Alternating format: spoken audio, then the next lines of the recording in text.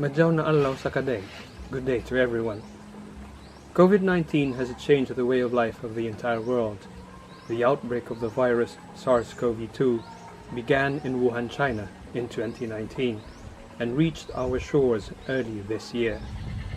Like many nations, the Philippines has been doing what it could to help protect its citizens.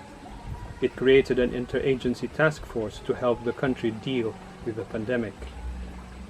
Aside from following the general health protocols crafted by that agency, Indigenous communities are complementing this with other ways that make use of the richness of their culture. Here are some things that the Malita Tagakolu mission has been doing. First, the Tagakolu COVID-19 Mojo. Second, the modular classes for the IP schools. Third, the ritual of Pag-inalad or Paglimot. And fourth, the Indigenous Peoples Sunday celebrations. The Tagakolu COVID-19 Mojo. Studying information from the World Health Organization, the Center for Disease Control of the United States, and the Department of Health of the Philippines, news articles and documentaries on COVID-19, the pastoral team of the Malita Tagakolu Mission or Matamis did its best to understand the new SARS virus and how it infects people and how it spread in different populations. It strived to translate important information into the Tagakolu language and create a module that could help Tagakolu communities face this new disease. In the work of translation, the team did its best to not just write or pronounce some technical terms in Tagakolu way, but to use terms that could best describe what would otherwise be too technical. For example, since COVID-19 is a respiratory disease, the term respiratory system had to be translated. The team translated it as Agyana na Pagginawa, which translates in English to the pathway of breathing. The term respiratory diseases was translated into Magkadal na ang labot sa pagginawa, which roughly means illness that affects breathing. The aim of the whole module was to help the Tagakolu communities cope with the global pandemic. The team's hope was that making the new disease understandable to the Tagakolu people could help transform their fear brought about by the overload of incomprehensible technical jargon into one of better comprehension that could help them protect themselves, their families, and their communities. Community leaders underwent training using the module. These leaders in turn facilitated sessions of debriefing and information dissemination using the module. The same module was used by the IP school teachers for the parents of their learners. The modular classes of the IP schools. Due to the pandemic, the government had declared that there would be no face-to-face classes this year, and a modular form of teaching would have to be done by schools. This was to prevent the spread of the virus in schools to protect both children and school personnel. The two IP schools being administered by the mission have almost a total of 200 learners between them. The schools are located in the communities they serve and are far from the mission station. Being in remote locations, it would still have been relatively safe to conduct face-to-face classes in the two IP schools, but we had to comply with the law. The schools have 5 teachers each and is led by the IP schools coordinator. All of them are Tagakolu. The teachers of the IP schools began preparing the modules in July of this year until October. They would come to the mission station each week to do this. The medium instruction used in the modules is of course Tagakolu, no different from the medium used in face-to-face classes before the pandemic. The shift from teaching orally to writing and the making of modules, which are two very different things, was a great challenge to many of the teachers, and still is. With added costs for the board and lodging of the teachers while working at the mission station, the mission asked the help of the Basic Christian Communities, or GKKs. The communities were extremely generous and sent vegetables, canned goods, instant noodles, as well as cash to help the teachers. The IP schools had nothing, no equipment whatsoever with which to print modules. We also did not have adequate quantities of paper to be able to provide enough modules for the almost 200 learners of the two IP schools. The mission began asking for help from friends and benefactors in June. Our call for help was not in vain, and help came pouring in. When school began in October 26, we had enough modules to provide the parents who fetch them at the schools for their children. Having used Tagakolu in our modules, it would be easier for parents to facilitate the learning of their children. Although this is true for many, only a few of the parents have the luxury of sitting down with their children to help them with their modules. A great majority have to work on the land in order to be able to provide for the family. There are also parents who are unable to read or write.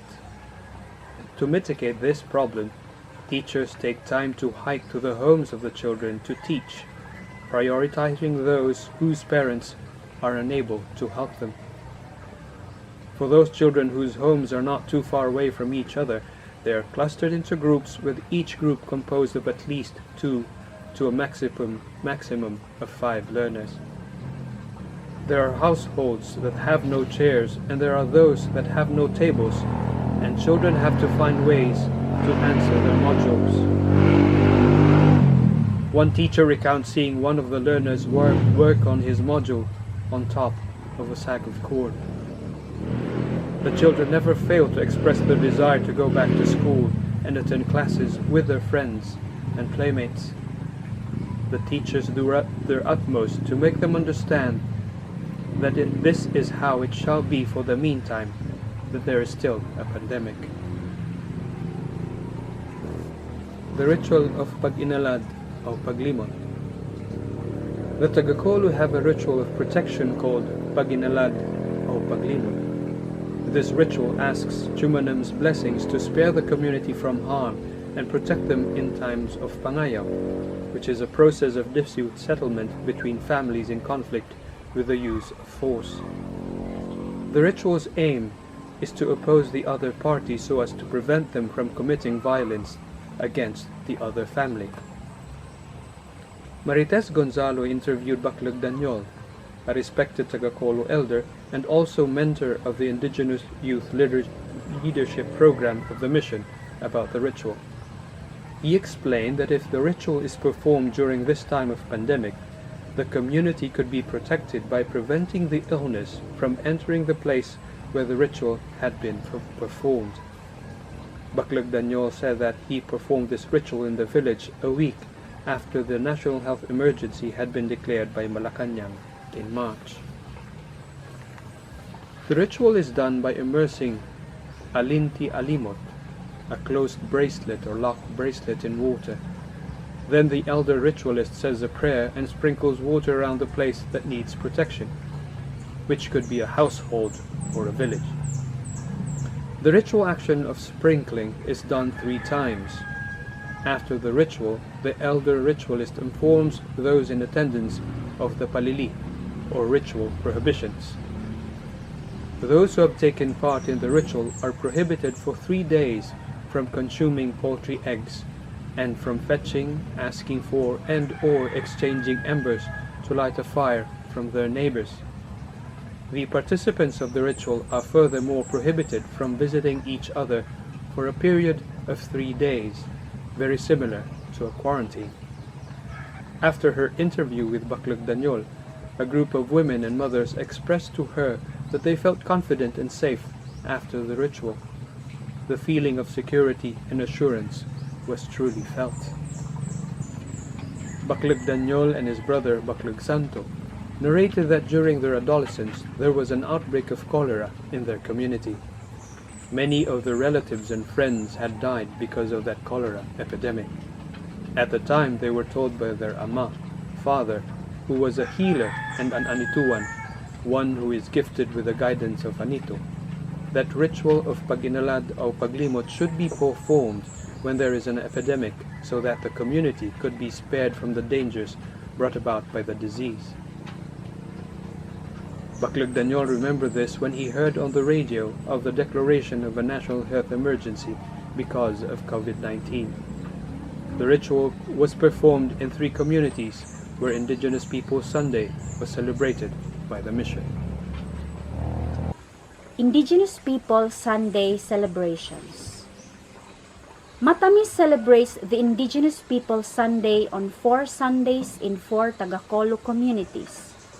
GKKs that are not too far from each other are clustered together to take part in these celebrations. Before the pandemic, this was a big celebration of culture, where Tagakolu of all ages took part in the celebration. It was a whole-day affair. This year, the mission redesigned the manner of celebration, integrating minimum health protocols in order to protect those taking part in the celebration. In order to avoid the gathering of a big congregation, the mission conducted the celebration in 8 communities. We had asked the participating GKKs to send 5 delegates each to represent their community in the celebration. We were able to celebrate the event where all the communities were represented, but with less people in attendance. All the celebrations only lasted for 4 hours. In some of the communities, the ritual pag-inalad o paglimot was done at the beginning of the affair. In other communities, the ritual dugso was performed to ask Chumanum to protect those in attendance from COVID-19. The participants formed small groups for sharing. The sharing revolved around the Philippine Catholic Church theme of Dialogue of Life, Interreligious Dialogue, Ecumenism, and Indigenous Peoples.